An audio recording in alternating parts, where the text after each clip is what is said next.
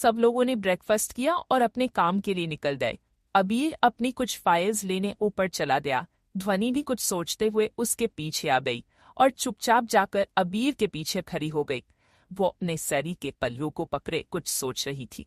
अबीर जब घुमा तो उसकी नजर ध्वनि पर पड़ी और वो चिंता में डूबी हुई ध्वनि के पास आया और उसके गाल पर हाथ रख बोला, क्या हुआ? ध्वनि ने थोड़ी चिंता जताते हुए कहा, अब आपका रिश्ता सोनाली से टूट गया है। अबीर ने कहा, हाँ तो क्या ये अच्छी बात नहीं? ध्वनि ने कहा, बात वो नहीं है। अबीर ने फिर पूछा, तो फिर क्या बात है? ध्वनि बोली, वो आपके पापा आपसे नाराज हो गए होंगे, कहीं आपको प्रॉपर्टी से। अबीर ने मुस्कुराकर ध्वनि को गले लगाया और बोला, पापा तो मुझसे तब से नाराज है जब से मैं इस दुनिया में आया हूँ। जब ध्वनि ने ये सुना तो उसे अबीर के लिए बहुत बुरा लगा और उसने जोर से अबीर को हक कर लिया। इस पर अबीर हल्का सा मुस्कुरा दिया और आगे बोला, तुम चिंता मत करो, वो ऐसा कुछ नहीं करेंगे। जो करना है करो, आई विल सपोर्ट यू। जैसे रहना है रहो, बस खुश रहो और तुम बस मेरी पत्नी होने के फर्ज अच्छे से निभाओ। ध्वनि ने चिढ़कर उसे देखा और बोली, मैंने कौन सी कमी छोड़ दी आपकी पत्नी होने में? अबीर ने शरारती मुस्कान के साथ उसे देखा और बोला, तुम पत्नी होने का मेन फर्ज तो निभा नहीं रही हो। ये कह वो उसे किस करने के लिए आगे बढ़ा तो ध्वनि ने शर्मा कर उसे धक्का मारा और वहां से भाग गई। अबीर वहां बस खड़ा मुस्कुराता रह गया। ध्वनि ने अरमान को ट्यूटर आने के लिए रेडी किया और फिर खुद भी चेंज करके अपनी इंग्लिश क्लासेस के लिए निकल गई। जो उसके घर से ज्यादा दूर नहीं थी तो उसने पैदल जाने की ही सोची। वो अपनी ही मस्ती में मुस्कुराकर चल रही थी और बहुत खुश दिखाई पड़ रही थी, पर उसे नहीं पता था कि दो जलन और नफरत से भरी नजरें उसका पीछा कर रही है। रेवा ध्वनि की हर हरकत पर नजर रखे हुई थी और बस एक सही मौके के इंतजार में थी। उसे भी नहीं पता था वो क्या करने वाली है, पर वो ध्वनि को बिल्कुल भी अबीर के साथ खुश नहीं देख सकती थी। उधर अबीर के पिता के घर में भूचाल आया हुआ था। उसके पिता गुस्से से पागल हो रहे थे। भले ही सोनाली ने कोई क्लियर विजन नहीं दिया हो, पर वो जानते थे कि इसके पीछे अबीर का ही हाथ है। उन्होंने उदय कपूर से कहा था कि एक बार मिलकर बात कर लेते हैं, पर वो शायद खुद अबीर का बच्चा होने से ज्यादा खुश नहीं थे, तो वो इस बात पर ज्यादा बात नहीं करना चाहते थे। अबीर के पिता ने अबीर को फोन करके कई बार धमकाया था, पर उसे कोई खास फर्क नहीं पड़ा।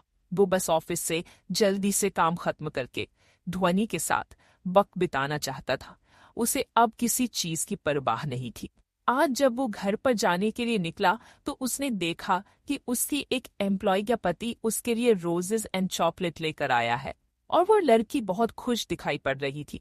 अबीर ने सोचा कि उसने तो ध्वनि को ये सब चीजें नहीं दी। क्या एक अच्छे रिलेशनशिप में पति पत्नी एक दूसरे को खुश करने की ये चीजें नहीं करते हैं? ध्वनि उसे हर समय उसकी पसंद का खाना बनाकर, उसके कपड़े रेडी करके, उसकी हर छोटी से छोटी चीज का ख्याल रख उसे खुश रखती है। और वो उसने खुद से कहा, रोमांस मामले में मैं हमेशा ही बेवकूफ रहा हूँ। ये सोच वो एक गिफ्ट शॉप पर गया और वहां से उसने एक 50 रेड रोजेस का बॉक्स और एक चॉकलेट बॉक्स लिया और घर आ गया। जब वो घर आया तो अरमान ध्वनि के साथ लिविंग रूम में बैठकर पढ़ रहा था।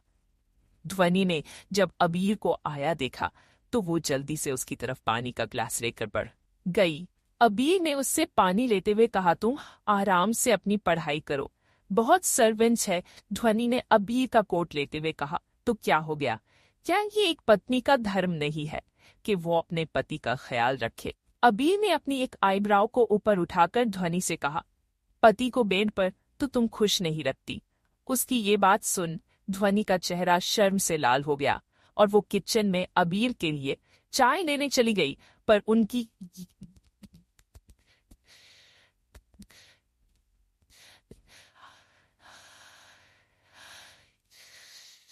हाय दादी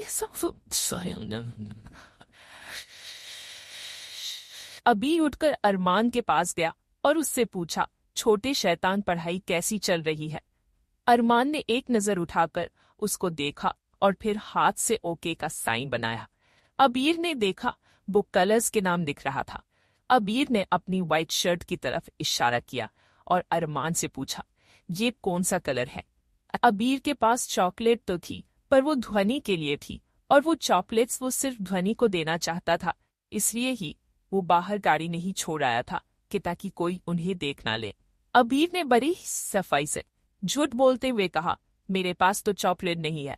अरमान ने बड़ी ही रूडली कहा, तो आप यहाँ से जाओ, मैं आपको कुछ नहीं बताऊंगा।